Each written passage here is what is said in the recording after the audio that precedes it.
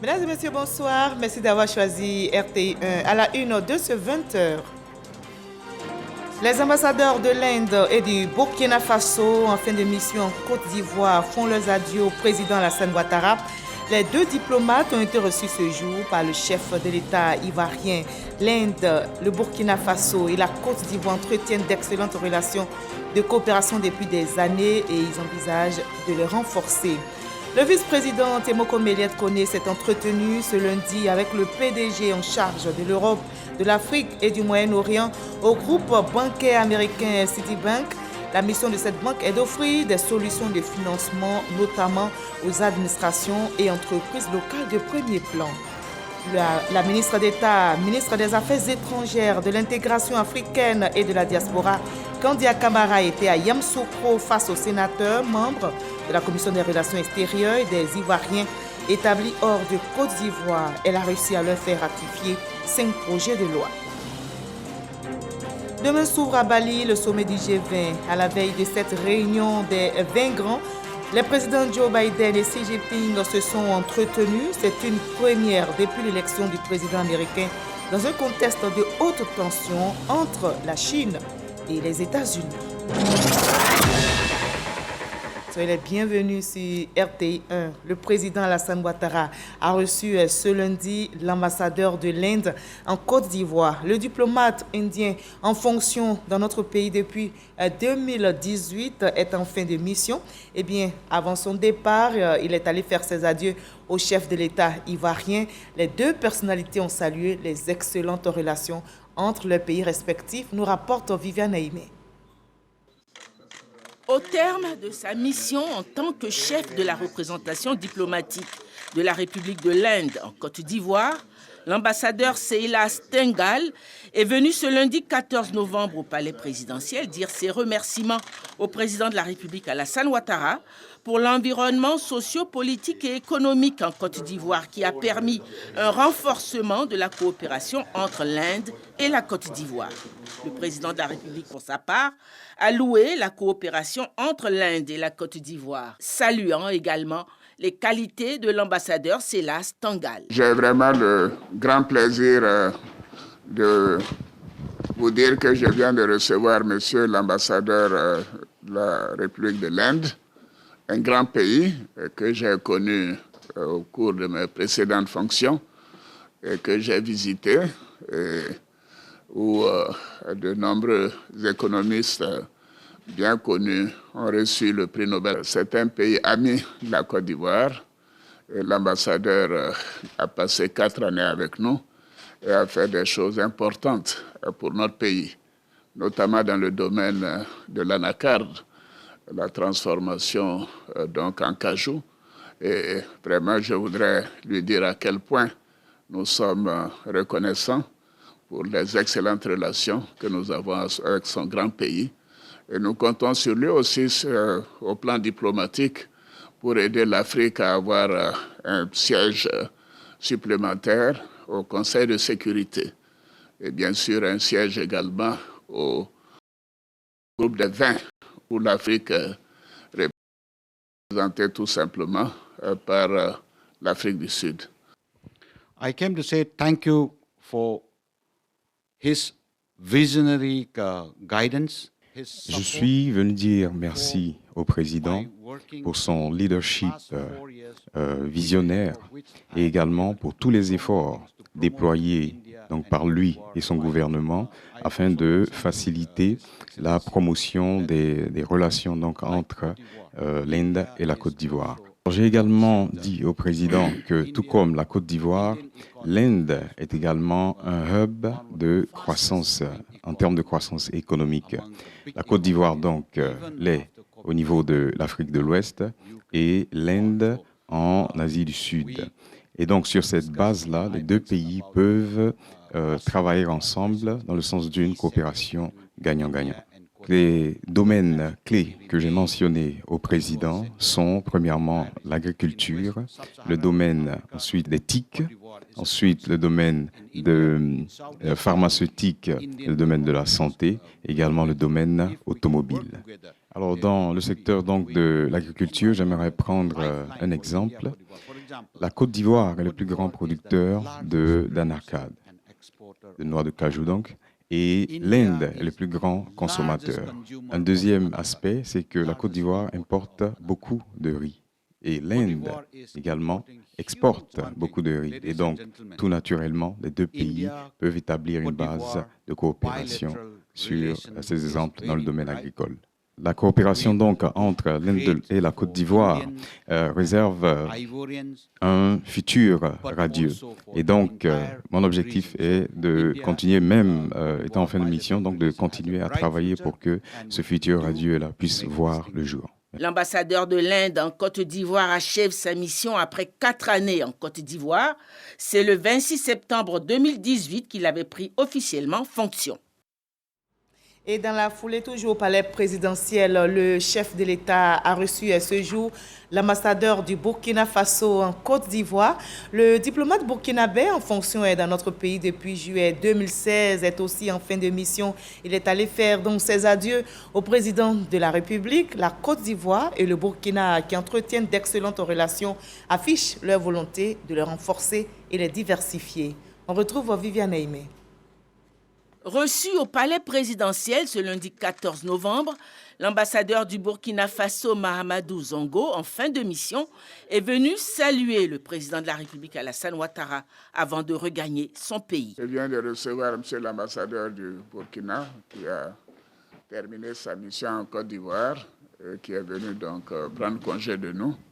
Je voudrais remercier M. l'ambassadeur qui est resté avec nous pendant plus de 6 ans et qui a participé à toutes nos réunions dans le cadre du traité d'amitié et de coopération que malheureusement nous avons dû suspendre en raison de la transition militaire au Burkina, et tout ça pourra reprendre ultérieurement une fois que le Burkina aura un gouvernement constitutionnel. Je veux dire à M. l'ambassadeur que les liens sont particuliers et très étroits entre le Burkina et la Côte d'Ivoire, et nous savons le travail important qu'il a fait. Et je lui ai demandé de transmettre aux nouvelles autorités nos vœux de réussite dans la lutte contre les groupes armés terroristes, et lui dire que nous savons que c'est une tâche difficile. Les nouvelles autorités peuvent compter sur le soutien de la Côte d'Ivoire. Pour l'ambassadeur Mahamadou Zongo, les liens fraternels et anciens entre le Burkina Faso et la Côte d'Ivoire restent l'atout majeur. Je suis venu témoigner ma reconnaissance au président de la République pour le soutien et l'accompagnement dont j'ai bénéficié durant tout mon séjour en tant qu'ambassadeur du Burkina en Côte d'Ivoire. J'ai beaucoup parcouru la Côte d'Ivoire du sud au nord jusqu'à l'ouest, et aussi bien au niveau des autorités centrales que des autorités locales. On a toujours bénéficié de l'accompagnement nécessaire pour réaliser la mission pour laquelle je suis venu ici. Justement, au regard des relations, je dirais, anciennes, diversifiées et multiformes entre le Burkina et la Côte d'Ivoire, beaucoup de choses ont été faites, mais on peut dire que c'est à travers le TAC, le traité d'amitié et de coopération qui a été signé en 2008 entre les deux pays, que beaucoup de choses ont été réalisées. Je peux donner comme des exemples la fourniture d'électricité.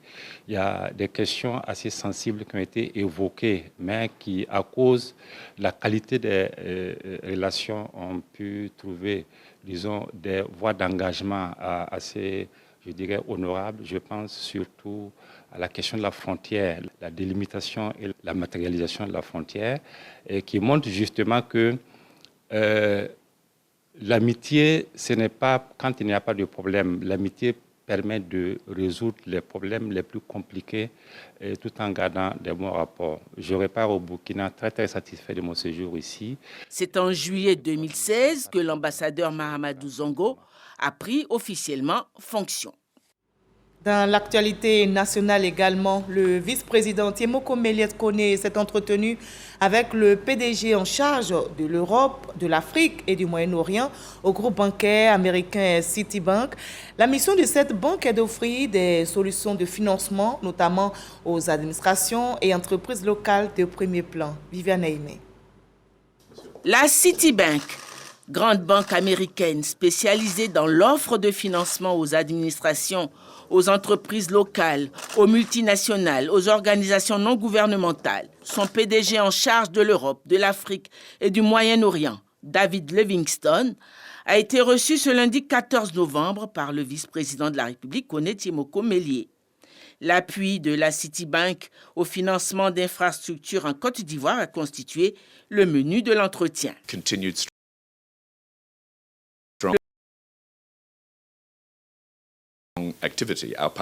Ça fait plusieurs années que nous sommes là. On soutient l'économie et la République de la Côte d'Ivoire. Et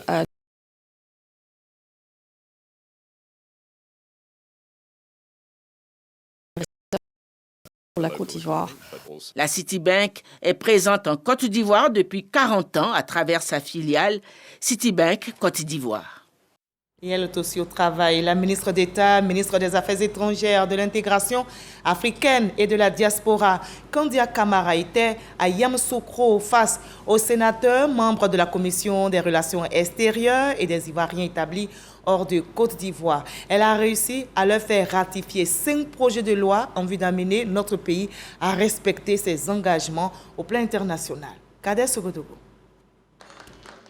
À peine sorti du séminaire gouvernemental que Kandia Kamisoko Kamara, ministre d'État, ministre des Affaires étrangères, de l'intégration africaine et de la diaspora, dépose ses valises au Sénat. Elle est au nom du président de la République, porteuse de 5 projets de loi à ratifier devant la Commission des relations extérieures et des Ivoiriens établis hors de Côte d'Ivoire, présidée par la sénatrice Manidja Diabaté Touré. Ces projets de loi à ratifier ont trait à la Convention de l'Union africaine sur la coopération transfrontalière, à la Convention multilatérale pour la mise en œuvre des mesures relatives aux conventions fiscales pour prévenir l'érosion de la base d'imposition et le transfert de bénéfices, à la Convention internationale de 1989 sur l'assistance et la Convention du Conseil de l'Europe sur la contrefaçon des produits médicaux et toute menace sur la santé publique. Et enfin, le protocole AP4-103 de la CEDEAO sur l'énergie. Ici, l'intérêt du pays est mis en avant. L'adoption de ces 5 conventions va permettre à la Côte d'Ivoire de respecter ses engagements nationaux comme internationaux. Mais surtout, ces conventions vont permettre à la Côte d'Ivoire de mobiliser des ressources. Nous sommes dans un monde menacé aujourd'hui par le terrorisme et l'une des conventions permettra vraiment de faire en sorte que nos populations vivent en toute sécurité et que la Côte d'Ivoire se développe. La Commission a donné son feu vert pour la ratification des 5 projets de loi. Reste la plénière. Et à la Chambre basse du Parlement ivoirien, le budget 2023 de notre pays a été adopté en commission cette semaine. Reste maintenant son adoption en plénière. Et ce budget s'élève à plus de 11 000 milliards de francs CFA. Je vous propose de revenir, si vous le permettez, sur le passage des ministres de la Santé, de la Protection sociale, de la Jeunesse et de la Solidarité devant les députés membres de la Commission des Affaires économiques et financières. Serge Collier. Face aux députés de la Commission des affaires économiques et financières, 4 ministres. Le ministre de la promotion de la jeunesse, de l'insertion professionnelle et du service civique a défendu avec succès son budget 2023, évalué à 42 milliards de francs CFA. Nous allons parfaire notre organisation territoriale. J'ai parlé donc des guichets emploi qui ont été créés, de la plateforme technologique qui permet aujourd'hui aux jeunes, partout où ils sont, d'accéder aux informations, aux différents services. Donc c'est autant de dispositifs qui seront renforcés les prochains mois. Les parlementaires ont également répondu favorablement à la présentation du ministre Demba Pierre, dont le département est crédité d'un budget de 635 milliards de francs CFA. Maître Adama Kamara, ministre de l'Emploi et de la Protection sociale, a reçu l'aval des parlementaires pour l'exécution de son budget 2023 qui se chiffre à 52 milliards de francs CFA. Au niveau du ministère de la Solidarité et de la lutte contre la pauvreté, 50 milliards de francs CFA sont prévus pour 2023. Les députés ont bien voulu nous accorder les voix pour permettre au gouvernement de faire le travail qui se doit pour 2023 afin d'atteindre les objectifs fixés par le président de la République. Examen réussi, pourrait-on dire, pour les envoyés du chef de l'État. Les patrons d'industrie et de marques du textile sont présents actuellement à Abidjan. Invités par le CPC et ses industriels veulent comprendre l'environnement des affaires dans notre pays et surtout maîtriser le cycle de production du coton. Le CPC veut ainsi promouvoir la destination Côte d'Ivoire afin d'attirer des investissements directs étrangers et développer l'écosystème national. Initiative Cacao et Forêt est au menu à la COP27 qui se déroule en Égypte. La Côte d'Ivoire, notre pays, et le Ghana font front commun. En novembre 2017, vous vous souvenez, les deux pays avaient signé un accord cadre d'action commune de l'initiative Cacao et Forêt. L'objectif est clairement affiché, éliminer la déforestation de la chaîne d'approvisionnement du cacao. Aujourd'hui, l'heure est au bilan à la COP27. Grace Kando et Adama Sangaré sont nos envoyés spéciaux en Égypte et nous expliquent tout cela. L'initiative Cacao et Forêt entre les gouvernements de la Côte d'Ivoire et du Ghana et une trentaine d'entreprises du secteur vise à éliminer la déforestation de la chaîne d'approvisionnement du cacao. 5 ans après la mise en œuvre de cette initiative, les représentants de ces deux États font le point de ce cadre d'action commune. Il s'agit des ministres des Eaux et Forêts de la Côte d'Ivoire et celui des ressources naturelles de la terre du Ghana. L'initiative Cacao et Forêt a fortement contribué à la réduction de la déforestation au Ghana. Il y a eu beaucoup d'actions de durabilité qui ont été menées et le ministre a aussi tenu à insister sur le fait qu'effectivement il faut protéger les forêts, mais tout ce que nous faisons ne peut atteindre le but escompté si nous ne mettons pas les producteurs de cacao au centre des initiatives et des actions qui sont menées. Nous avons fait des pas géants au niveau de la Côte d'Ivoire. Et on souhaiterait que les partenaires puissent s'engager résolument à faire en sorte que nous atteignions les objectifs. Pour ce qui concerne la déforestation, il faut qu'en 2030, la Côte d'Ivoire puisse atteindre 6 500 000 hectares, puisque aujourd'hui nous n'avons que 3 millions. Mais pour cela, la Côte d'Ivoire a besoin de 616 milliards de francs CFA et on a besoin que des partenaires. L'État de Côte d'Ivoire a prévu des mécanismes, il faut qu'il rentre là-dedans pour qu'on puisse avancer.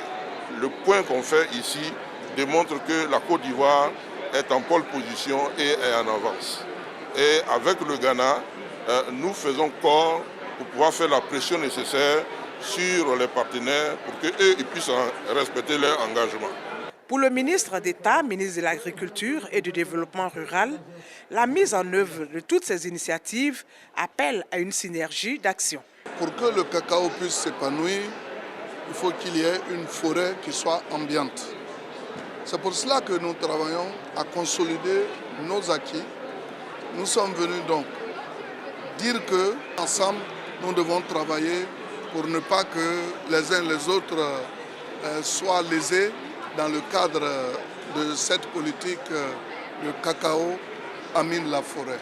Le ministre d'État, Kobenan Kwasi Adjoumani, appelle le secteur privé à plus d'engagement en faveur de la préservation et de la réhabilitation des forêts ivoiriennes. Et nous sommes le 14 novembre aujourd'hui, c'est la journée mondiale du diabète. Le ministère de la Santé et l'Organisation mondiale de la santé, OMS, travaillent à faciliter la prise en charge des diabétiques. En Côte d'Ivoire, la prévalence est plus de 6%, selon le coordonnateur du programme des maladies métaboliques. Dépistage et activités sportives sont au menu de cette célébration et nous rapporte Didier Nguessan.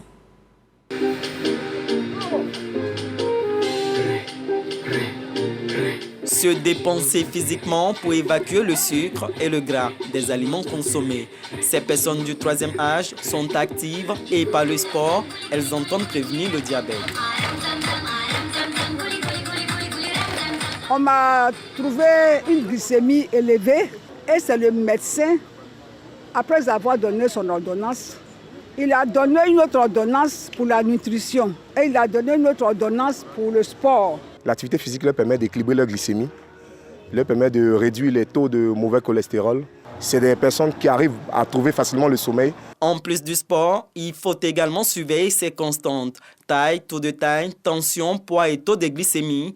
Tout est contrôlé par cette équipe médicale. La tranche d'âge 20 à 79 ans, le taux de prévalence est de 6,2%, ce qui est très important. Les patients ont un certain nombre de molécules originales et qui permettent d'être bien pris en charge. À défaut de diminuer le taux de prévalence du diabète, la prise en charge est une autre préoccupation pour l'Organisation mondiale de la santé. Un malade viendra vous dire que par mois, il dépense jusqu'à 89 000 francs de médicaments antidiabétiques oraux. Il y a des efforts à faire dans ce sens pour que tout le monde ait accès aux médicaments dont on a besoin, notamment les diabétiques, pour qu'ils puissent survivre. Les participants ont également été sensibilisés sur l'administration d'une nouvelle dose de vaccin anti-Covid, l'immunité étant en baisse après 6 mois.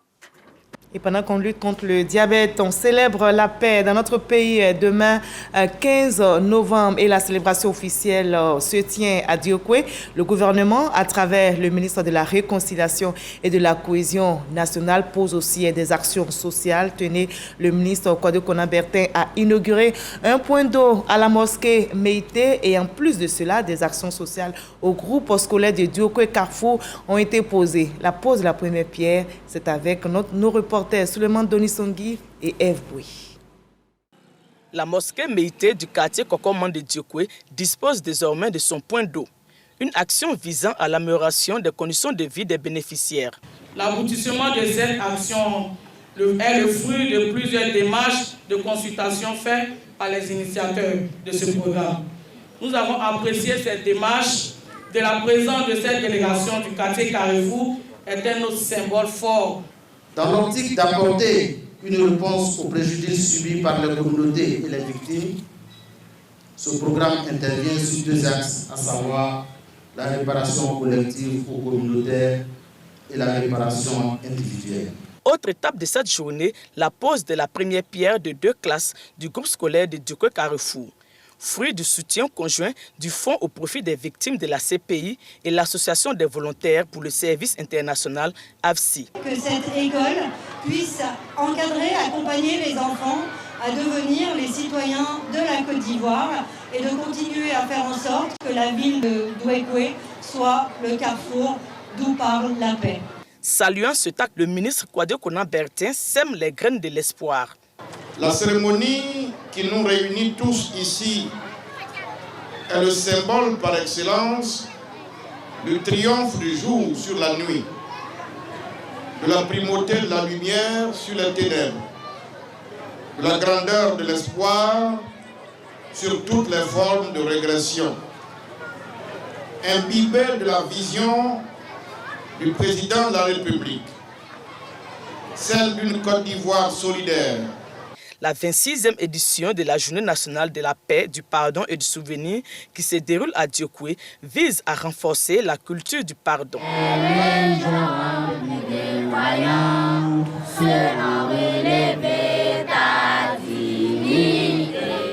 Et cette journée dédiée à la paix va se tenir donc à Diokwe demain mardi 15 novembre est déclaré jour férié sur l'ensemble du territoire. Et en marge de toutes ces activités de paix se tient la 3e Assemblée générale des télédiffuseurs. La 3e Assemblée générale s'est ouverte ce lundi même à Cocody. L'objectif de cette Assemblée générale est de trouver des solutions liées aux défis de ce secteur. Amidera Souba, Konaté Moussa, pour le reportage. 3e Assemblée générale du réseau africain des télédiffuseurs à Abidjan. Les experts en télédiffusion sont réunis autour du thème « La viabilité des télédiffuseurs ». Les enjeux de cette 3e Assemblée générale sont très importants. Vous savez que nous avons mis cette association en place depuis 2021 parce que nous partageons des problèmes communs au niveau des télédiffuseurs de la zone UMOA. Nous avons donc des problèmes communs et entre autres la viabilité en tout cas de nos différentes structures qui est un enjeu très important pour nous. Et donc au cours de cette assemblée, nous allons passer au peigne fin tous les enjeux en ce qui concerne les télédiffuseurs de la zone UMOA. Cette rencontre a vu la participation de plusieurs institutions de télédiffusion venues de différents pays de la sous-région. Partage d'expériences et recommandations sont au menu. Nous sommes confrontés à pas mal de difficultés, notamment la viabilité de nos sociétés de diffusion, les éditeurs de services qui sont les seuls produits de financement de nos structures de diffusion.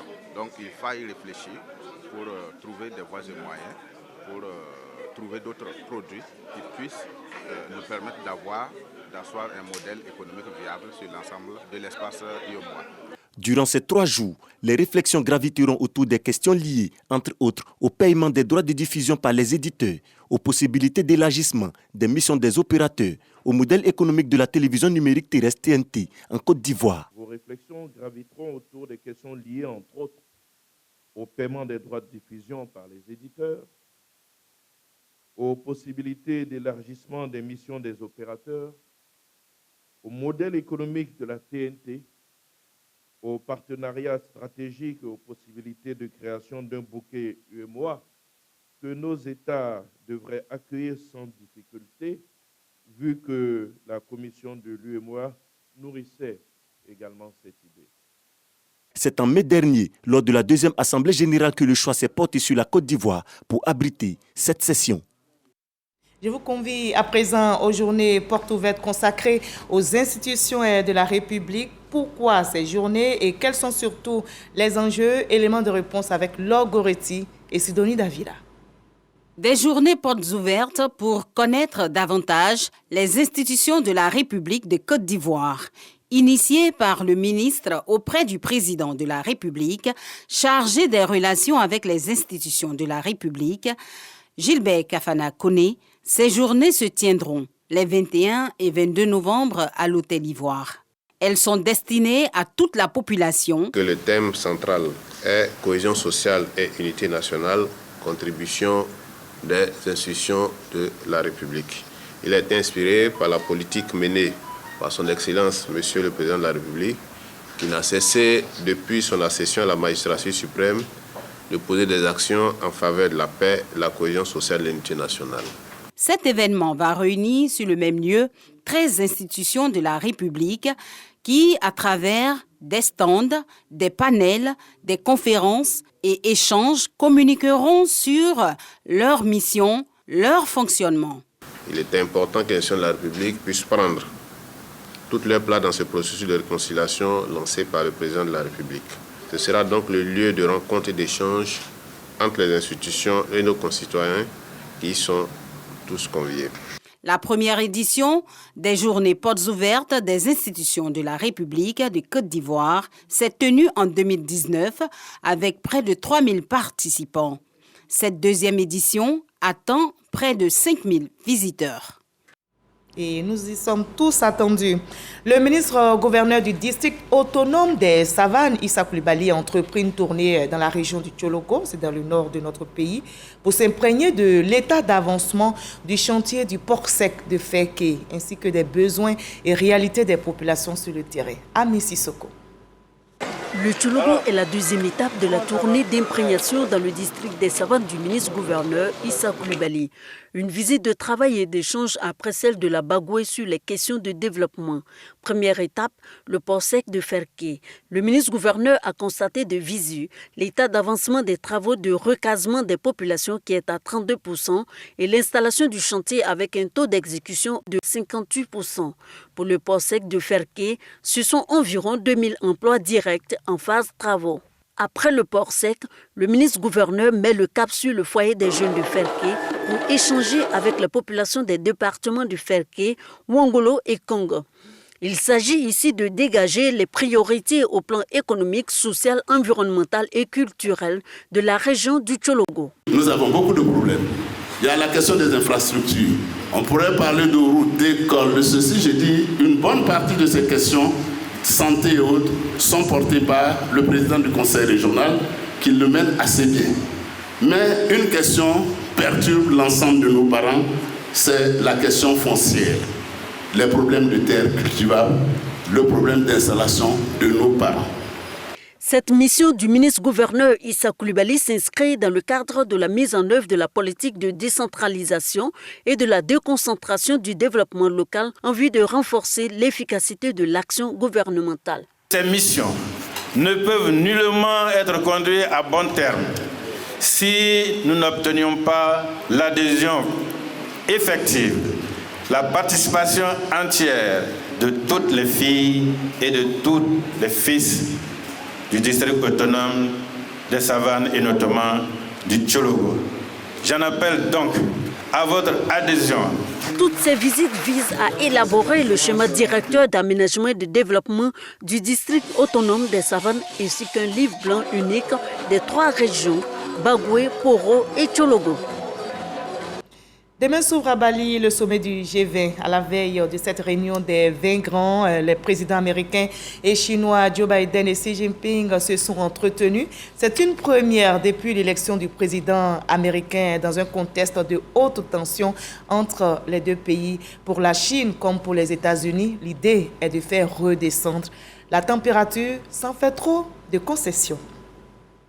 Fin de ce 20h. Merci à vous tous de votre aimable attention. Cette édition a été supervisée par Hervé Blé et Adam Kone. Merci à toute la régie là-haut et surtout à vous de nous avoir suivis. Prenez soin de vous. Demain 20h, sur ce même plateau, vous avez rendez-vous avec Kolo Coulibaly.